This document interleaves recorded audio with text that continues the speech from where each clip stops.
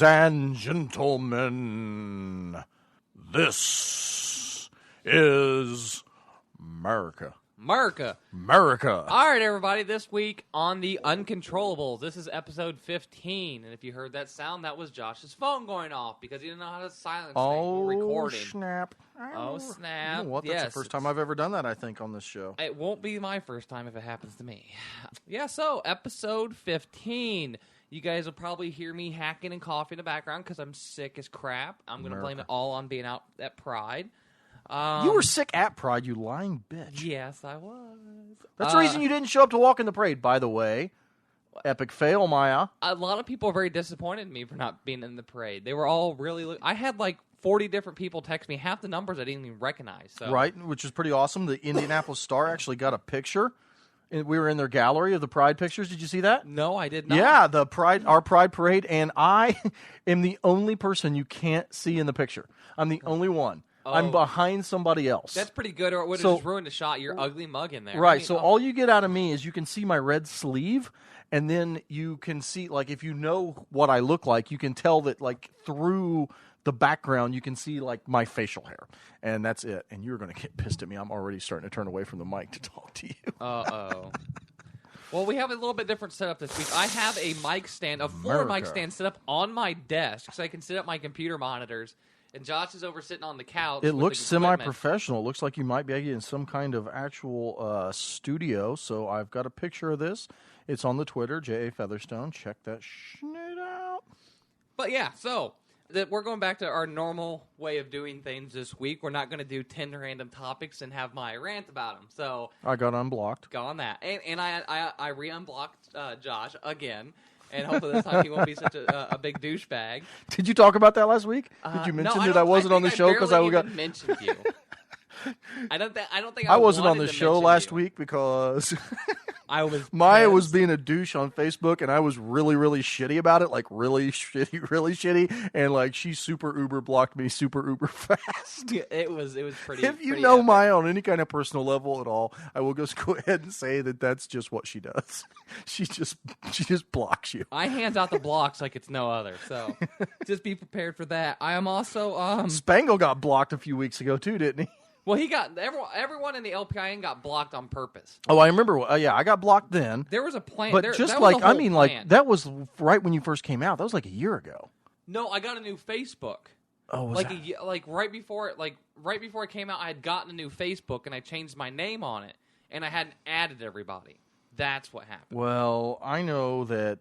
I thought it was just like a month ago because I remember even Spangle saying, "Well, I've done it." He posted on Facebook, "Well, I've done it. Maya blocked me." Before the convention, I blocked everybody because I was talking all that mad shit about like Jerry Titus and Andy Horning. Oh, that was the purpose. I did is not to know block that. everybody right before the convention and then show up and be super nice to everybody, and they had no idea what was going on. Look at all that cleverness that you're talking about.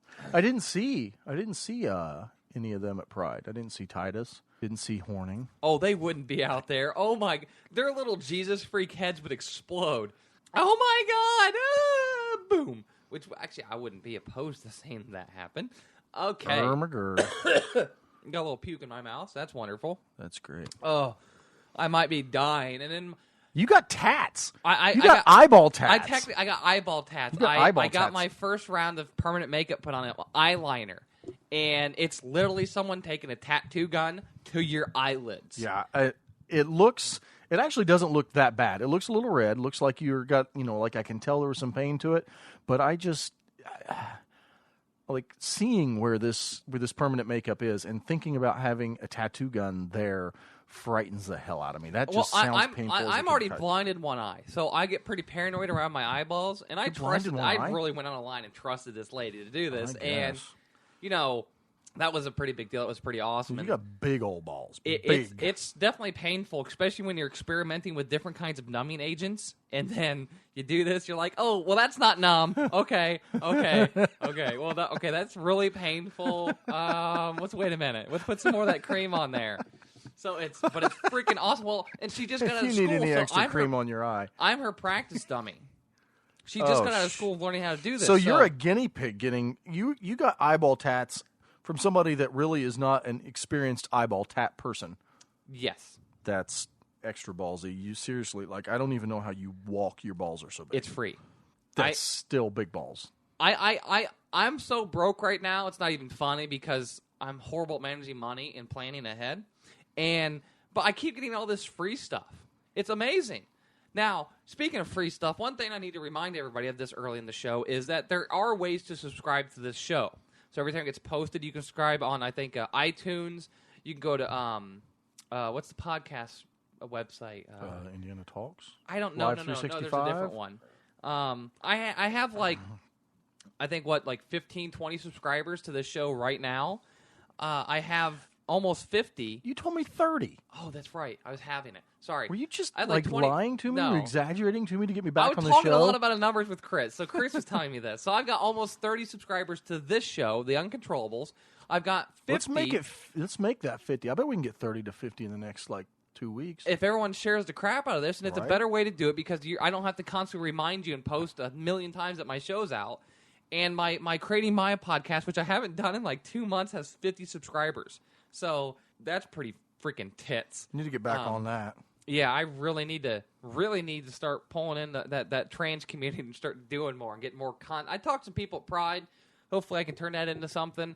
My brain was fried at Pride, so didn't really get that far. But today we're going to talk about the NSA. Oh, gosh, what a mess. And Snowden, Edward Snowden, the whistleblower, the goddamn Republicans and Democrats playing their stupid little party lines and being wishy-washy on every subject out there. I'll tell you what, more than almost anything, that's what pisses me off about this story. Yeah, where's the Democrats on this? Right. Where are they? It's not so much. There's a lot. There's obviously a ton to talk about. On this show. But first off, the Republicans being pissed off that Verizon is being listened into by the NSA. Are you serious, Republicans? Are you serious? They started this shit. This is your effing law. This is your Patriot Act. Yeah. Even back during the Clinton days, they fought for all this security shit. They've been fighting for years to pass all this crap. Right. You want to talk about something that identifies without exception that in this particular case, Republicans, but we know the Democrats are just as guilty. In this particular case, the Republicans don't give a shit about policy. They give a shit about politics.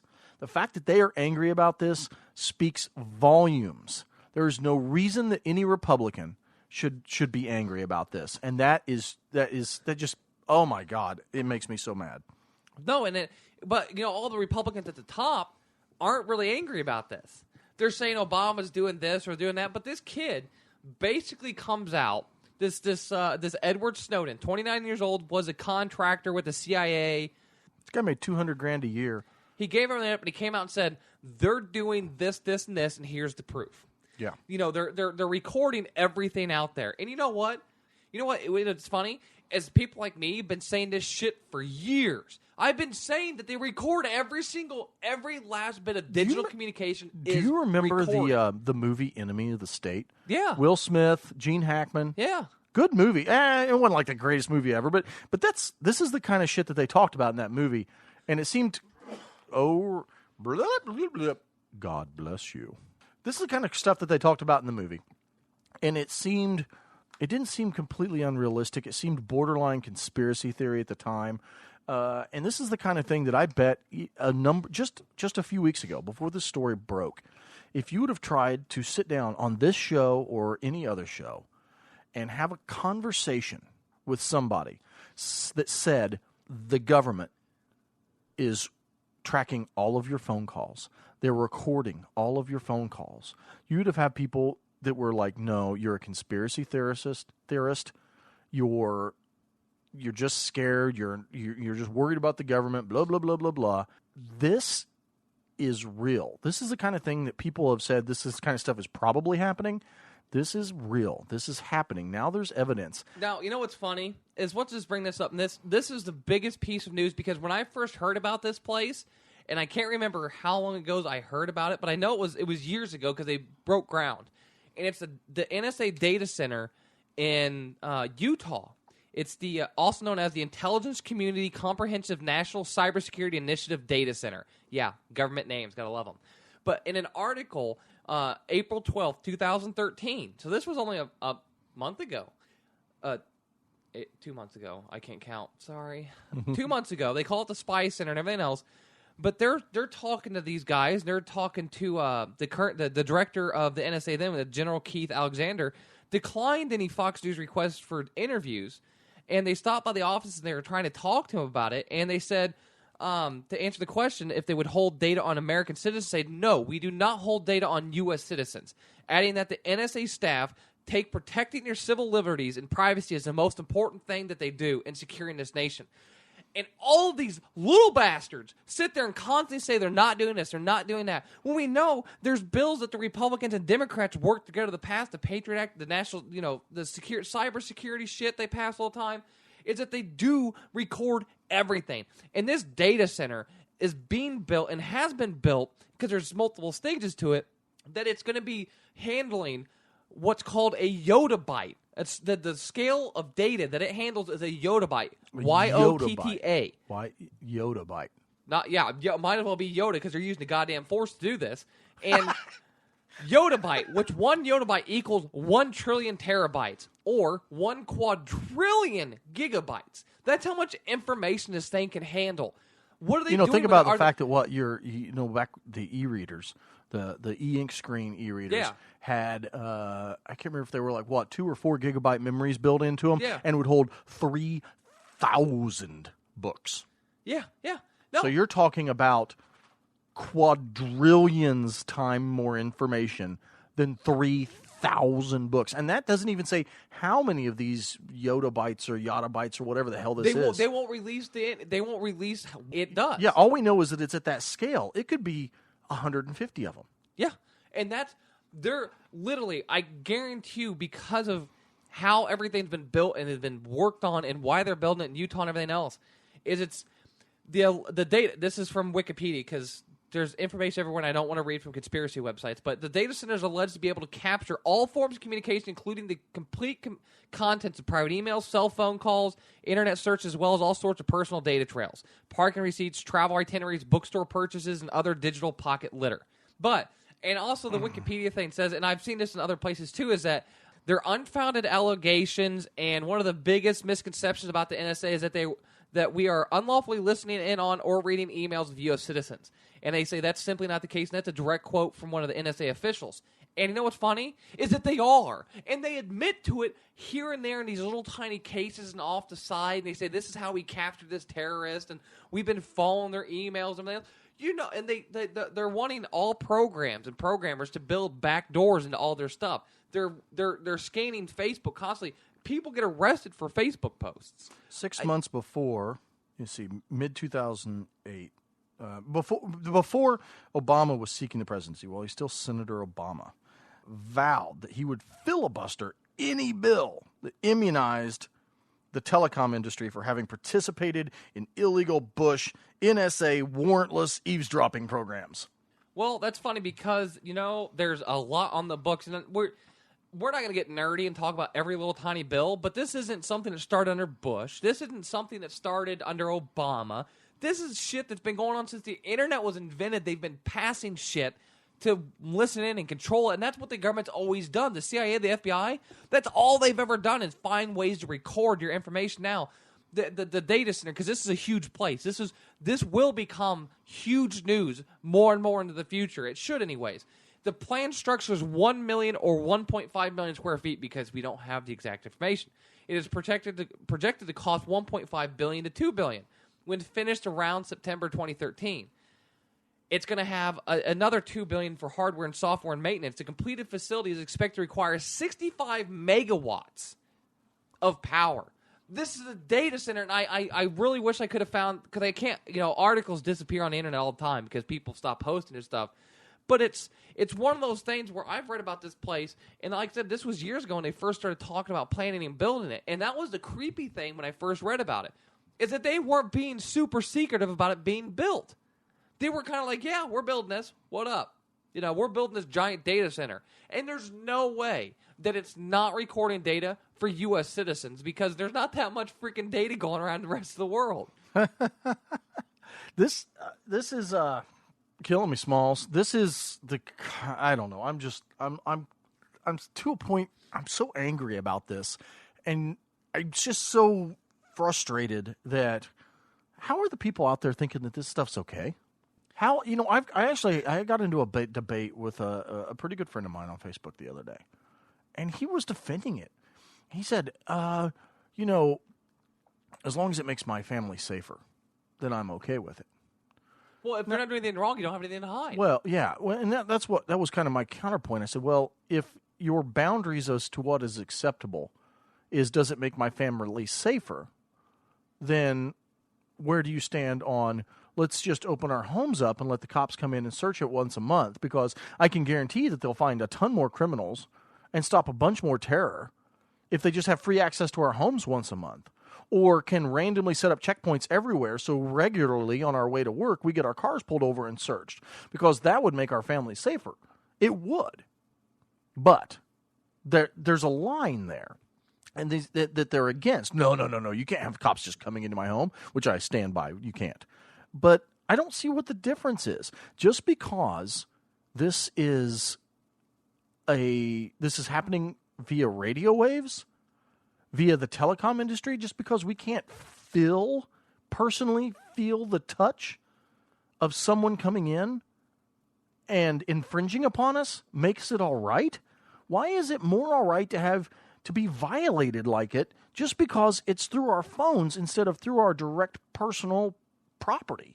So yeah, that all this going on, and there's people. There's the reports that there's something called PRISM, PRISM. It's an electronic surveillance program, and it's by the NSA, and since 2007. So this is again not new news, and it's been going on, but it's been going on for years, and I'm sure it's been going on before that, just different names, different agencies.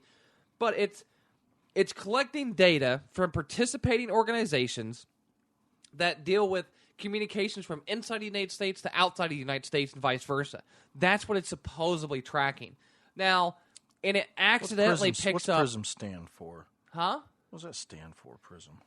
I've heard a lot about it, but I haven't seen actually what the acronym stands for. And I don't know either, and it's not really important at this point in time. Well, it's not important at all. It's not important. But, so it does accidentally collect data on, U.S. to U.S. communication. They get rid of it. They're not supposed to. And they've been telling kind of like hint, strong-arming these big companies, the data companies, to record everything themselves. So like Verizon, AT&T, all these big companies are collecting information and storing it themselves because the government's telling them to, which is just crap. And then these government programs go through and they farm through everything. And that's why some of the bills like FISA were passed years ago. Yeah. Because they specifically, what did you think was going to come of this? The laws that were passed specifically relieved telecom giants from any accountability if they turned over information. Yeah. Where did you think that this was going to go when these bills got passed years ago? What kind of information did you think they were going to turn over? This is Patriot Act kind of crap. I've got more people that have, once again, arguments on Facebook. I support the Patriot Act. I always have. I always will. Blah, blah, blah, blah. Because they see some ultimate good in it. And I'm not going to sit here and tell you that there is zero positive in the Patriot Act. The problem with laws like the Patriot Act is that they're panic legislation. They are written in a moment of panic and fear, like post 9/11, and they're written with these great big huge broad sweeping pens that include so much that you never. Yes, the idea behind it is sound. Protect us from terrorists. But the reality of it is you give the government ridiculous amounts of power that goes well beyond anything to do with terrorism. And we have no idea, and that's one of the big things with this Snowden guy, is he released all this info. And this PRISM and the NSA's intelligence alliances, they've been doing stuff with companies. The government's been building up with these big companies since the 70s. I'm thinking like Nixon-type stuff and all that crap. They've been partnering with these companies to steal information on people. And you know what they do? These companies aren't doing it like AOL, Apple, Skype, YouTube, all these big companies. The government would crush them. through all kinds of stuff and would constantly strong-arm them if they didn't voluntarily participate because their users are a bunch of goddamn pussies that wouldn't stand up. This stuff's been going on forever, but now with this stuff coming out, we've got these whistleblowers, these people out there, and all these little Fox News and CNN reporters and everybody else are saying this is treasonous, and these people need to be put to death. They're calling for Bradley Manning's death. They call for Julian Assange's death. They're calling for the Snowden guy's death. That's what these people do when their giant government power structure, when their nanny state is threatened. That's what they do. They go, we need to kill these people. They're enemies of the country. No, they're enemies of the government. And the government's our enemy. That's why things like the Adam Kokesh March, when people said it's not time for that yet, it's not time to do this, we can still do this peacefully. Bullshit. Explain to me how we have NSA, FBI, CIA, this freaking powerful, we have militarized police state, we have all this crap going on. You commit 4 to 5 felonies every single day you're alive. They're getting ready, they're passing gun control in states that is unbelievable, and once it's passed in one state, it will spread. We have all this going on. Yeah. We have the NSA that's just, they're collecting every last piece of data on us, and they're going to do basically pre-thought and pre-crimes is what they're talking about. Watching people use certain words like bomb, president, overthrow, revolution, I guarantee. Well, without a doubt, you're on. You are. Oh, I'm on many watch lists. Yeah, I know that. You're red flagged. I'm red flagged because I'm here on this show with you. Well, guilty by association. What they'll do. I'm red flagged because I'm on this show with you. Well, I'm red flagged because I'm politically active on Facebook, and I talk about wanting limited and small government, and I talk about it was 5 years ago? Infringing rights, and 6 years ago. Yeah, that report came out from I want to say Missouri or something, the Fusion Center, about people who support third-party politics and shit.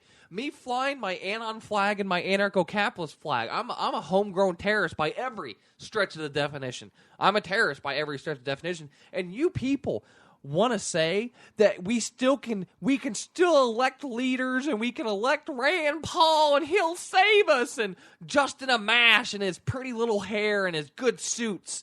They can really fight this. Bullshit, this shit's been being built for the last 70, 80 years. We taught the Nazis how to do propaganda. We are the masters it's of really propaganda. Weird. You start I don't know. It freaks me out when you start hearing about things that the conspiracy theorists have said for years, and you're like, oh, you're just some 1984 George Orwellian scared to death proven right freak, every and then day. And then all of a sudden, all this stuff comes out. This is the kind of information that really scares the shit out of you about your government not being interested in your well-being, not being interested in what's best for you. This guy Snowden, let's talk about him for just a second. We don't know a whole lot about him. The guy made a couple $100,000 a year. He was, a consultant for the CIA? Yes. Couple $100,000 a year. I mean, this guy made good money doing what he did. He recognized that what was happening was so wrong that he gave, you want to talk, this guy literally gave everything up for his country. Everything, except for his life so far. He's given everything up. He had a $200,000 a year job, a cush government consulting job. He packed up, left the country, left his family, left his friends, left his $200,000 job and all the benefits that came with it. He is never likely to be able to return to American soil. Well, he's ever. trying to get protection and go to Iceland. Right. And because, that's the where government Julian is already Assange is looking to get him arrested and extradited to the United States to try him possibly for treason. Oh, no. If they brought him back here, they're already talking about, there's different people out there, and they're saying that there's reports of people being overhearing that they want to, quote-unquote, disappear him. Because that's an official government term, is to disappear somebody. And here's what this guy did. This is it. He found out that the United States government was recording our phone records, was recording our phone calls, and he had evidence to prove it, and all he did was tell us. I mean, there's nothing crazy that we've heard that this guy has said so far, except for The NSA is recording you, and here's the proof. Other than that, there's no national security violation here. This guy hasn't done anything to endanger the United States or its people. All he did was tell us. Why is this crime why is this treasonous? Why in the world does the government want to prosecute him to the full extent? What in the hell has he done that was wrong? Let's see here. He questioned the government. And remember, these people think if you do anything to threaten the behemoth known as our National Security Agency or the DHS or anything else, then you are fighting against this country. If you do anything to get in their way, they believe that the government works best when it works secretly, when no one knows what's going on. When, people in America know less about their government, what it's doing, than people outside of America. I guarantee people over in the Middle East and some little goat farming community know how evil our government is better than we do. This is truly a point where if you're not somewhat scared or worried about your government and what they're doing to you, and this is a breaking point for me, I think. This is something that's really taken it across the line for me. I mean, I've always had small government, the government does things it shouldn't do, blah, blah, blah. But this story is actually taken across the line where this is the stuff that we know about. What the hell's going on that we still don't know about? Well, what is our government really, really doing? Well, and then think of all the things we find out about that are proven true years and years and years and years later. Think of all the witch hunts the government's had and everything else. That's why I bring up the Adam Koketch thing, is that maybe they're not that way. Maybe whatever. But maybe it's time that people wake up and go, hey, this shit's you're not going to shrink this. You're not going to get the government to cut its own legs off. No. It ain't going to happen. I don't care how libertarian you are and how much hope you have, and if you like that Constitution's a piece of shit. It's giving us this, and they say the Patriot Act and everything else is within the confines of the Constitution. It's time to scrap it. It's time to take it and put it in the shredder. We're to a point, and this, boy, I can't even believe I'm saying some of this stuff. But honestly, this is to the point where this is the kind of thing that I don't see any way to get back without revolution. And I'm not a revolutionist. I'm not a person that says, let's take up arms against the country and go. It doesn't have to be armed revolution. What will it take? At what point will the government finally cross the threshold that the people will stand up and say, hell no? And at that point in time, I don't think it will be armed, but if you can get enough people to say, all right, enough is enough. I've been ignoring politics. I've been ignoring what's going on with the government. I've ignored it for years. Now you've got my attention, and I'm going to stand against it and get some form of unification among the people until we can get the people to do that and be on one side, which is us versus them, that we aren't going to allow this anymore. We're not Republicans. We're not Democrats. We're not Libertarians. We're human beings. We're human beings, and we're not going to allow the government to do this to us. Now, we just need to back them down. We're going to say, you can't do this, this, this, and this. You're still going to have political differences. It's not like, and that's part of the reason I hate people that invoke the Founding Fathers. They couldn't agree on shit. No, they couldn't. We can be that people. We can be the Founding Fathers. We don't have to agree on every detail. We just have to agree that the government that we're standing against has got to stop what they're doing. Now, and you got to think about it this way. January 2013, there's 23 million households on food stamps. That's just food stamps. Yeah. They say 1 in 7 people in the United States, 1 in 7 people of age now in the United States is on food stamps. 1 in 7. That's food stamps. They got to think of all the other government assistance. Think of how many people are employed by the government. Oh, don't get me talking about government assistance. Do you know? No, it's not just no. The it's Obama not phone. Government. It's not even that. The freaking Obama. There's a booth to get an Obama phone right by my house. It's not just that. And little nitpicky shit like that I don't care about because that program couldn't cost anything. Now, you look at how many people rely on the government. You got pensions. That's huge. Think of how many people in this country are on fixed incomes living on government pensions. Post office, all the other jobs, cops, police, firefighters, all these people. Think of all the right now employed people working for the government. Think of that. Think of every state employee, city employee, county employee, town employee, state employee, federal government employee, all these organizations, all the police, all the marshals, FBI, CIA, NSA, all these people. Do you think they're going to actively fight against their own job? Do you? No, in an economy like well, this. No, well, yeah, not right now. You know how voting in this peaceful little bullshit revolution everybody talks about, and like convincing people against government, turn this economy so great somehow magically with government regulations and all, turn this into the best, strongest economy in the world by far, where it's more profitable to work outside the government than inside the government, and then maybe we'll talk about convincing people. Well, yeah, but the government itself prevents that. They want. It's a catch-22. You can't convince people to drop the government as long as they're surviving because of its existence. Right. So, and you're right, between employment, entitlements. Then you've got the nanny staters.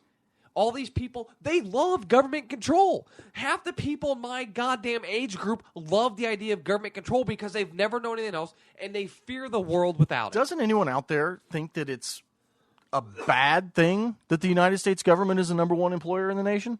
No, they don't realize it. They don't get it. They think that's great. Oh, well, that's good. Government jobs. Everyone should try to get a government job. They don't realize how government gets money because the phrase taxation is theft means nothing to them. They don't understand that taxation is theft. And you've even grown up in the world that's basically knowing nothing but big government. No. Oh, yeah. I mean, okay, let's go all the way back. I mean, yeah, so did our parents. No one alive today knows what limited government is. No one's lived in limited government. The IRS is 100 years old this year. Yes, the IRS, which is the Federal Reserve Act, the loss of pretty much, the start of fiat currency, basically everything, because we really kind of did jump off the gold standard back then. It just wasn't official just yet. Yeah, we moved in bits and pieces. Social Security started in the 30s, right? Limited, I think. Something like that started early in the 30s, but you got thinking like FDR and the Great Society and everything else. That was during the Depression. We have not lived in a free goddamn country since at least the 20s. Think of everything that happened during the Great Depression, all the bills they passed and everything they passed back then. Then you look at the 40s and the 50s and all the crap they did with the economies and everything else.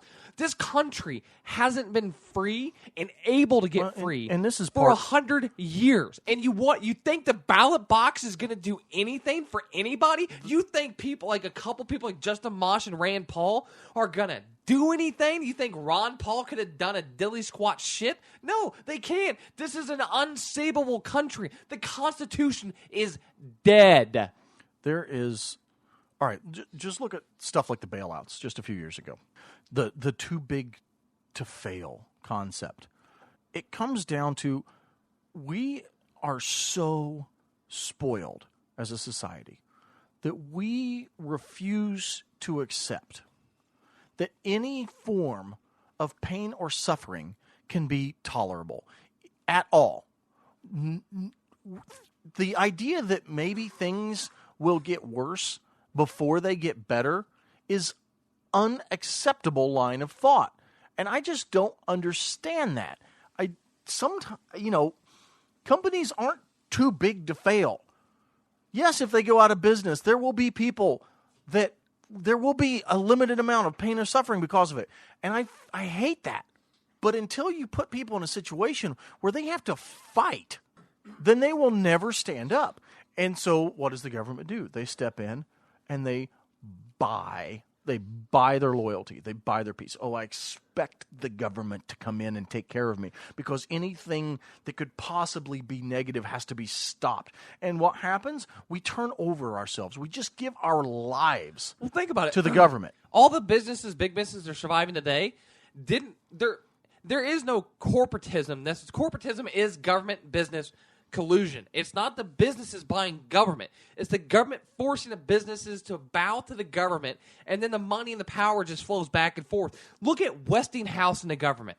Look at that. Look at Thomas Edison, that piece of shit, in the government, and patent law and everything else. Back then in the early 1900s, they've had control over our lives and what we do with our lives since then. Then you look at the 50s, where we really stopped saving. The 50s and the 60s started turning to where like, hey, let's get a pension. Hey, let's get this 20-year job and then retire. And, we don't really need to save up that money and make our own investments. We'll have the government do it and our businesses do it and the 401k plans. Everyone's like, yeah, everything will be okay. Affordable health care is the next step. Affordable health care is the next step of that. Because and you know what? We could have fixed health care in the 90s with freaking tort reform. Clinton would have gone for tort reform. Guarantee it. But everyone backed off. But you know why? Because the big lawyers and the big law schools and everyone else and all the big companies that had, an absolute stranglehold on the medical community wouldn't let it happen. If we would have done tort reform, you wouldn't need insurance because you could afford to pay for health care. You wouldn't be forced to get an MRI and CAT scan and everything else every time you went to the freaking hospital. Right. It's absolutely absurd that we've killed ourselves. And I'm tired of being someone that's only 26 and trying to make my way in this world and not screwing people over and being told, hey, you should just wait. Wait for the old people that sold your soul down the river before you were born, that sold away all your freedom and your ability to fight for your own freedom, sold it away long before you're born. But wait on those people. Wait on those people to go ahead and vote in the people they like. Go ahead and wait for all those little faggot-ass Christians to vote for their Rand Paul guy or their super Christian guy. And, go ahead and lose all your social freedom. Go ahead and lose the ability to be who you are. And we'll get a little bit more economic freedom, some less government. And then, this is the Tea Party's mantra. Sell out your social cares. Sell out your social cares. We'll pass some economic freedom stuff. And then everything will get better, and then you can maybe fight on your own. And maybe you can fight for your life. I'm tired of just sitting here and being pigeonholed and waiting for everybody else that's failed for 20 years before I was born, have been failing. I'm tired of waiting on those people. It's the scariest part. I want those people to drop over dead and get the piss out of my way. The absolute scariest part of what's going on right now, and really has been going on forever, but the absolute scariest part is how few people give a crap. I just can't get over the fact that people just don't care. That they just don't care that this stuff is happening, and they just say, whatever, as long as I got my, my yard and I can mow and do my landscaping and I've got my little Carmel 9-to-5 job, as long as I've got Carmel, Indiana. If you live in Indy, you go up to Zionsville, Carmel, Fishers, the Spiffy area where people pay, they're paying $300 plus thousand for a house that's being built by the same Mexicans that built the $50,000 house using the same builder and same materials. It's just a little bit bigger with special brick on it. These people up there, they live in debt. They require the government to survive because they couldn't imagine living without it. And these are the people with money. These are the young, successful people. That's the future leadership of America. And they're raised. They all have. I used to go into their homes all the time with my HVAC job. I lived up in Carmel and shit on my job. These people have 4 or 5 kids apiece. And they're running around. They've got everything they could ever want, toys and everything. And they don't care. And they don't care. They have the illusion of happiness. And so they don't care. As long as they can still have their 3-car garage and their manicured yards and their 9-to-5 job and their Corvettes or whatever that Porsches, whatever the hell they don't care. They don't care. And it's not, but, to say, I think we're making the wrong point by talking about Carmel and Zionsville and Fishers, because it's no different in the worst urban neighborhoods of Indianapolis. They don't care either. But honestly, they don't care what the government's doing. Would be a little bit more intelligent, right? You expect these college-educated.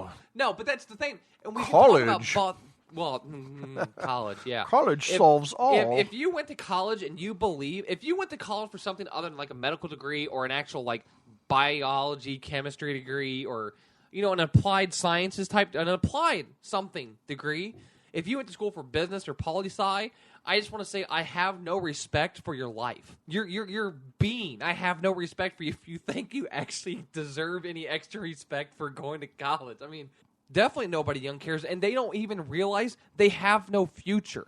That's why I get so pissed off and passionate, because I realize my future was sold down the river. I can't just live my life. I can't just start a business and make some money and save its money and invest in stuff. I have no idea what the future is going to be like. There's so much turmoil and questioning in my future. That's why I don't want to have kids, because I don't want to raise kids in this world. I never know if I could afford to have them or if the government would take them away from me because I said I don't like the government. And then I have no future. I have no stability for my future if I want to live a morally free life. But if I want to sell my soul to a corporation or to the government, yeah, I'll be fine. I'll make some money and I'll have all this stuff. I won't be able to look at myself in the mirror every day. Let me ask you this. despite all the problems, despite all the anger and resentment and the fear and the pissed off at everything going on, is America still the best country in the world? No. You know why I say America is the worst country in the world? Oh, it took you a second to answer, and now you went to the other 180. No, let me think about that. No. As a matter of fact, they're the worst. I wanted to wait. I phrase it now. I say the United States of America is the worst country in the world because we sat at the pinnacle of freedom, and we are now where we're at. We sold all of our freedoms out. We let them all go, and we are where we're at. Technically, there might be some ways you can say we're still one of the freest countries or whatever, or we're one of the most advanced. No, we have fallen further than anyone else out there. No one has fallen further than America. Do you want to go live somewhere else? Huh? Do you want to go live somewhere else? No. My home's here. My family is here. I agree. I don't want to go anywhere else. Here. I shouldn't have to be forced to live somewhere else. And I'm still, maybe I'm naive, but I'm still one of these that still thinks, this is still the best place to live despite all the shit that is going on, all the crap that's wrong. It's still better here than it is anywhere else. Oh, gosh, every time I hear some new story, some new government scandal, some new people just don't care anymore, it just, when you're a parent, yeah, and your kid does something totally jacked up, you never stop loving him. You still love him as much as you ever did, but you're just disappointed in him. And that's where I stand, I guess, with the country right now. I love my home. I love where I'm at. Things like that. I love the people. I don't have to love my country. A country's a false entity set up by a piece of paper. You got to think of it that way. You don't love your country. You love where you're at. You love the land, the people, the environment. That's what you love. You don't love an entity that's set up by a piece of paper. There's only two ways to survive in this country without pulling your hair out. Either you live in blissful ignorance, like the vast majority of the population, or you live in constant fear. Okay, so that's a good point. Are we on the wrong side? Maybe we should just stop giving a shit and There's just no going back. Stop tuning in. There's no going back. And just live this stress-free, lolly-da life. There's no going back. Like I said, it's about how could you look at yourself in a mirror? See, I have morals and values. Right? It's principle. I just can't. It's principle and it's my belief. My belief in a higher being, a higher power. And I think there is some form of, don't think there's like the Christian way, there is some form of judgment at the end. Be it Buddhism, whatever there is. Almost all belief system has a judgment. Did you live your life the best you can? Not by these arbitrary rules or this book. But did you live your life the best you can? Did you treat everyone equally and like you want to be treated every day? Did you not actively seek to harm people, which is, if you work for the government, you're actively aggressing against everyone. Everyone the government influences or touches and you work for them, you are actively breaking the NAP and aggressing against people. So I couldn't do that. I couldn't actively go out and help the government. I couldn't go out every day and just like be a bully to people and push people into mud and everything else. I couldn't do that. My conscience would not allow me to do that. And so that's why I can't go back to being just a stupid sheeple or a party line player or somebody out there just for myself. Trying to ignore what's going on after getting involved is kind of like, and this is a horrible example, I'm sorry. It's kind of like saying, oh, you know what? I'm not going to tune in to Facebook for a week. I'm not going to log in once to Facebook. Once you're like a Facebook freak, like most people are, where you just like live and breathe on Facebook, your life will be worse without it. You can't let go. You can't let go. I don't, because you're so, if you don't pay attention, then you're freaking out worse because you're like, what's going on that I don't know about? What's going on that I don't know about? You hear something mention something, you're like, oh my God. Yeah. And like, I live on Facebook, but I don't use Facebook as everyone uses it. I like all these different pages and I follow different people. That's where I get my news. I have stuff come across my newsfeed before Drudge has it up. So it's a great tool, and I use it as a tool. And that's kind of the thing as we've talked about before is population. Facebook and the internet could be a wonderful, great building tool. It could be this amazing thing to really bring us into the future and educate everybody and connect and business and everything else. But people play Farmville and little games on there and Words with Friends, and they share pictures of cats and kitties, and there's all these little freaking pages out there like this page if this, and comment if this, and if you don't send this to 20 friends, it's another chain email crap. It's MySpace. You know what? All over again. I got it. I don't want it. Oh my God. I don't, and you know what? I don't care if that's what you do. I don't care if that's why you're into Facebook. Same thing with the government. I don't care if you're not hardcore into politics. You don't have to be. But it bugs me when you don't even care what's going on. When you are so inconsiderate that as long as things are going the way they should for you and everything's, fine, that you don't even have to worry about what the government's doing because that's a concern of everybody else. That's selfish to me. That's selfish. You know what? No, that's not even selfish. That's self-harming. Not to know what's going on around you in the world, be you a business owner, you're an employee, or anything else, to be willfully ignorant of the world around you is self-harmful. It's not even selfish. It's not. It's just pure ignorance. It is. It is. Because you're harming yourself. Right. If you don't know what's going on. Remember, we commit 4 to 5 felonies a day. Right. It's masochism. Yeah. And so it's just, it's truly depressing. And, I'm one of those people that's been to the point of saying we need to do something. We can't just sit by and wait for election year and find these politicians go out and do door to door and get people out there to vote. And, hey, let's register to vote. Remember, less than half this country that's eligible to vote votes. Probably about 80% of that vote straight ticket. Oh, and God. have been voting straight ticket for years. I hate straight ticket voting. As long as straight ticket voting and voting regulations and laws are on the books, third parties will never win. We will never gain power. And as long as there's a tennis match going on between the two major parties, it's a false left-right paradigm, nothing at all will ever change. Remember, we have the Patriot Act. It's been redone. Well, okay, we pass a law that says, hey, you can smoke pot now in Colorado. It's too bad we just passed 3 more pieces of bills behind that took away even more economic freedom, passed higher taxes, and took away freedoms from you didn't even know you had still. We'll legalize gay marriage and make equality in our law. And then we'll slam you about 3 other places. So you pass one good bill. We're not repealing anything. Unless you pass a bill that says for every law we pass, we have to repeal 4. Until you do that, it's not going anywhere. How many tens of thousands of laws did they pass last year? Oh, jeez. I don't even remember the number. Tens of thousands of laws on the books. As of 2008, the IRS code alone had been amended more than 10,000 times since its rewrite in 86. It's at what, like 74,000 pages now? It's stupid. How could anyone ever know? No. It's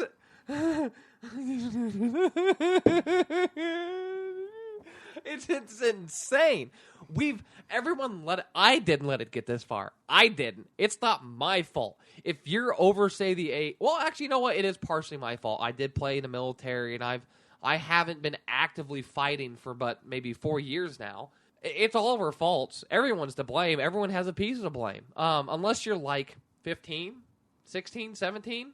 What I wish people would grasp was you don't have to go to college. Yes, there are some things out there that you need a college degree, but to assume that to accomplish anything in this life you have to go to college is a joke. The highest rate of unemployed and underemployed people right now are college graduates. They are also the people that have $100 or $150,000 in debt. They will never be able to repay.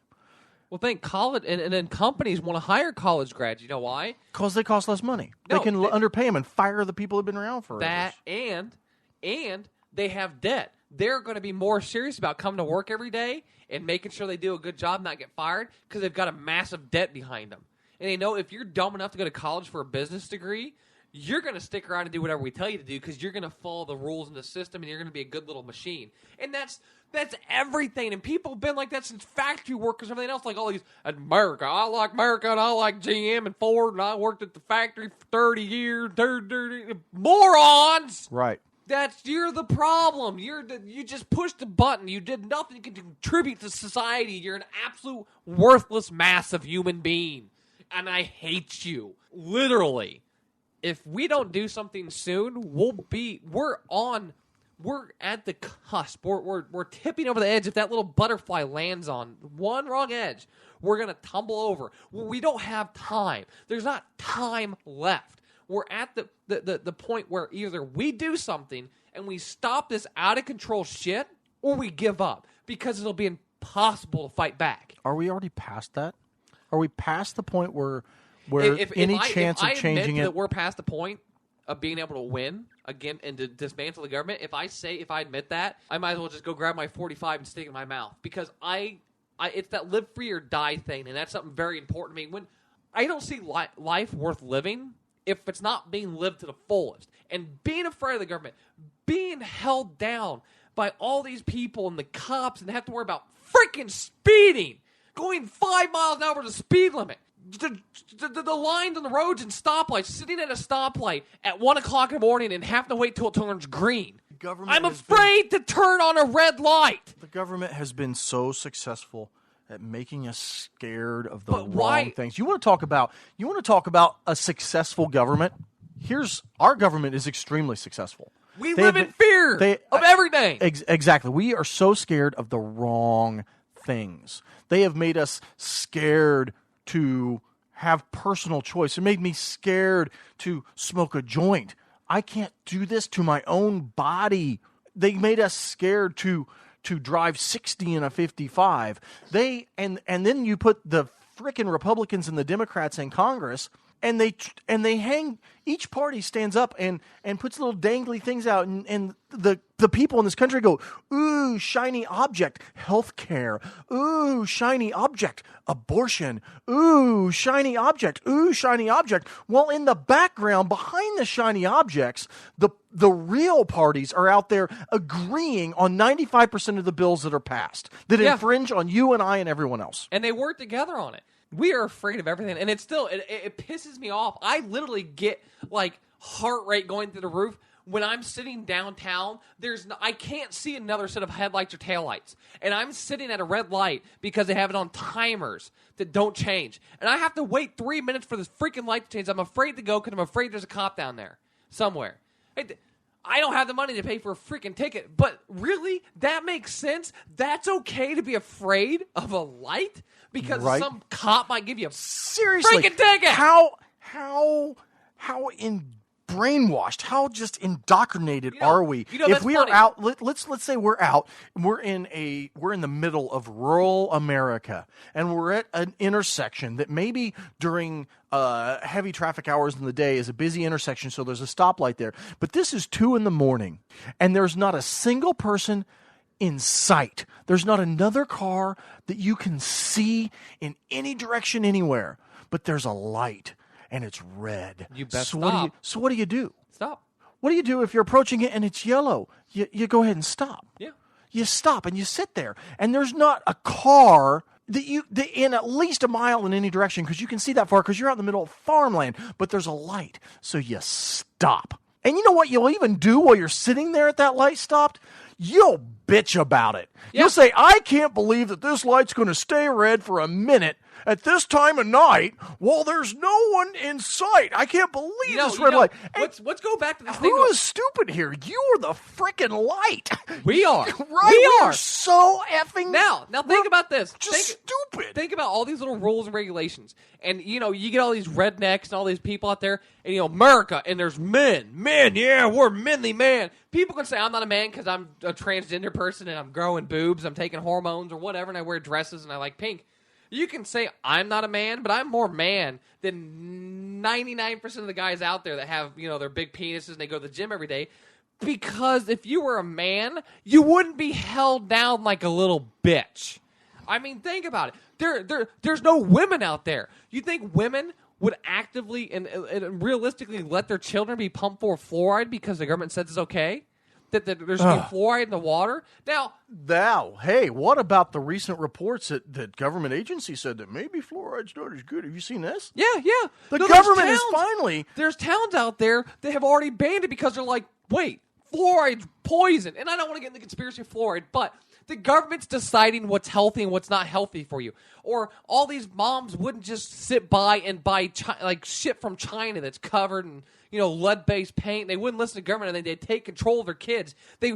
Families wouldn't let CPS come steal their kids from them because they didn't get them a vaccine shot. They just wouldn't sit there and let them take their kids away for any old reason. We wouldn't let kids sit in foster systems that absolutely destroy children's lives and sell them out to people that farm them for money.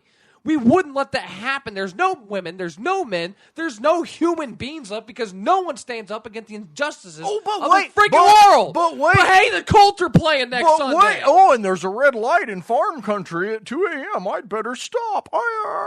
Hey, the Colts and the Pacers are playing or something. Let's go. What are Colts? We're big tough people because we got we've got Peyton Manning, we've got football America, and we got Ford. America. I think that's what people care about. They think it's manly to put on another guy's jersey, go paint their face, drink overpriced beer, and go to a giant stadium and sit around a bunch of people in a very uncomfortable, very loud place and watch football. That is the pinnacle of manliness today. That's the pinnacle of patriotism and respect and honor. If you like sports, you're awesome. It's like, really? Really? Okay. Fine. You know what? I can go home right now and replace every light fixture in my house. I can change all the wiring, the plugs, the lights, the sockets. I can completely dismantle all the plumbing in my house and replace it. I can install a new water heater. I could completely install a brand new, HVAC system, everything. I could rebuild an entire house. But I guess I'm the pansy idiot for not knowing about sports. You goddamn pieces of shit. End rant. So we're going to go ahead and wrap up.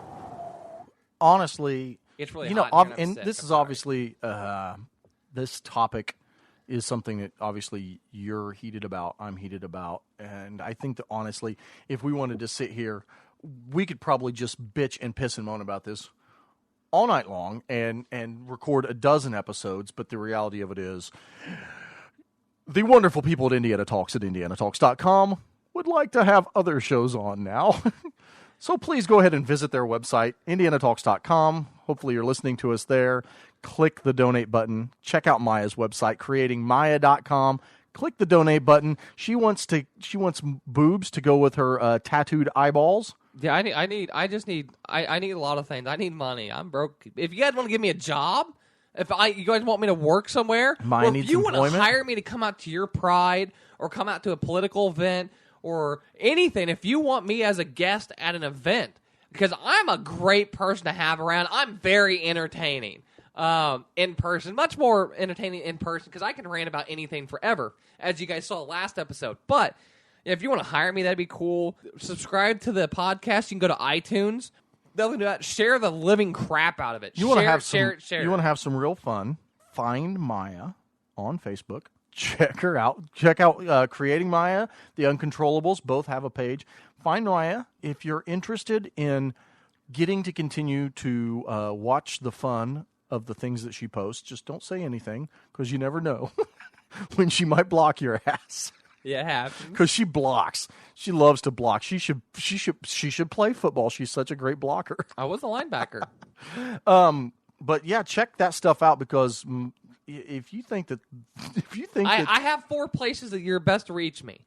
I post on Indianapolis Cop Block, which you guys like anyways. But I've got the page Social Terrorism, social-terrorism, because I am a social terrorist, as long with a homegrown terrorist and everything else. I am also on Creating Maya, the page, and the Uncontrollables, the page. And then you also have me at my personal page, or personal profile, timeline. I don't know what it's called now. What is it called? It's whatever. But find me there. You can find Josh on Twitter. I'm on Twitter. I got an Instagram now. Go get it. Instagram, huh? I am on Instagram now. Nudie pics ever? Yeah, I've been posting quite a few pics. All right. So follow Maya. Well, that's all the pictures I've been posting on Facebook are from Instagram. No. Because you can post. Well, I haven't seen anything you posted on Facebook because you blocked my ass for a week, bitch. That's true. That's true. Okay. Well, you'll be able to see him now. But yeah, keep listening. The shows are usually archived. They air on Tuesday and then they replay on Wednesday. I have them archived usually on Thursday. Subscribe, follow us. Mad love to Gary Snyder and Indiana Talks for getting this going. Oh, yeah. And then also make sure to check out on Saturdays.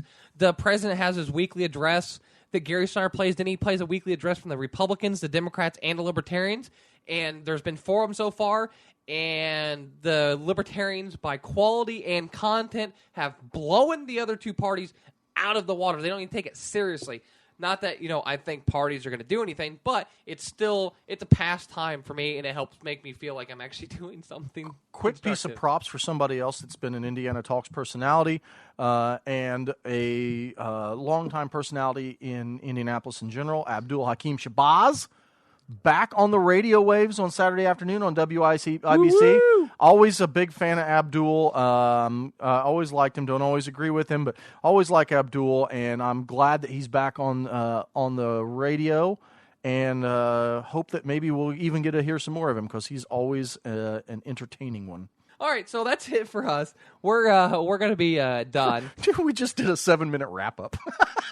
I think we just did. 10% of our show was wrapping up. Hey, God bless it. All right, thanks for listening. This is Maya. Bye-bye. And Josh. And we will see you guys next week.